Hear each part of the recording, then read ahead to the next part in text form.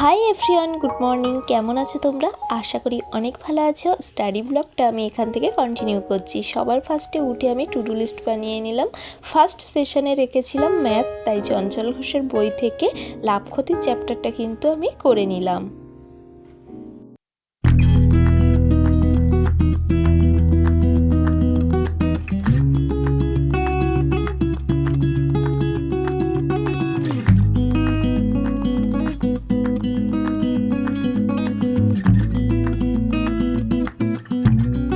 এদিকে দেখো বেজে গেছে 8টা। আমি কিন্তু সেকেন্ড সেশনটা শুরু করতে চলেছি। ফার্স্টে ম্যাথ রেখেছিলাম, এবার হিস্ট্রি হবে। তো হিস্ট্রির ক্ষেত্রে আমি যেটা করি যে বংশগুলো তো মনে থাকে না, সেই কারণে পরপর কিন্তু বংশগুলো আমি একটা লিস্ট বানিয়ে নিয়েছি।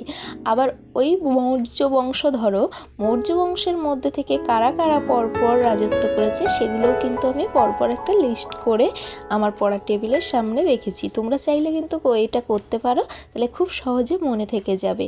আর আজকে কিন্তু আমি হিস্ট্রি থেকে পড়ে নিয়েছি হিস্ট্রির উপাদান আর মেহেরগড় সভ্যতা, সিন্ধু সভ্যতা। আমি টেক্সট বুকে টেস্ট দিতে গিয়ে দেখেছি যে যখন চ্যাপ্টার ওয়াইজ এক্সামগুলো দিই তখন মেহেরগড় সভ্যতা, সিন্ধু সভ্যতা থেকে কিন্তু অনেক কোশ্চেন থাকে। তো তোমরা এই চ্যাপ্টারটা ভালো করেই পড়ো।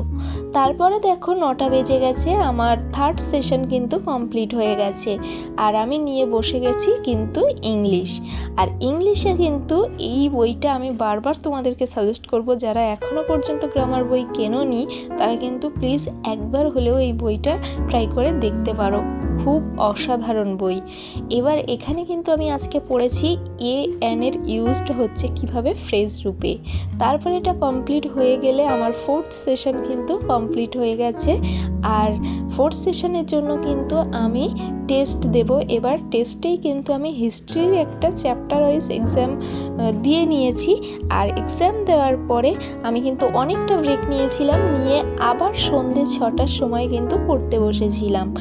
আর তারপরে আমি শুরু করেছি এই যে এসএসসি এমটিএসের যে মক টেস্ট 2022-এর ছিল সেটাই কিন্তু আমি নিয়ে বসে গেছি। এটা মূলত 2022-23-এর। আর আমি কিন্তু একটা পেপার খুলে সলভ করতে বসে গেছি।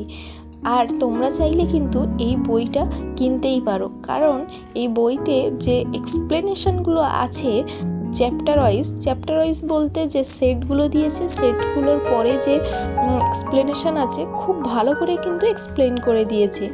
যদি তুমি না জেনে থাকো এক্সপ্লেন থেকেও কিন্তু তুমি খুব সহজেই অ্যান্সার করে নিতে পারবে। তবে ভিডিওটা এই পর্যন্ত। তোমরা ভালো থেকো, আর এতক্ষণ সাথে থাকার জন্য ধন্যবাদ।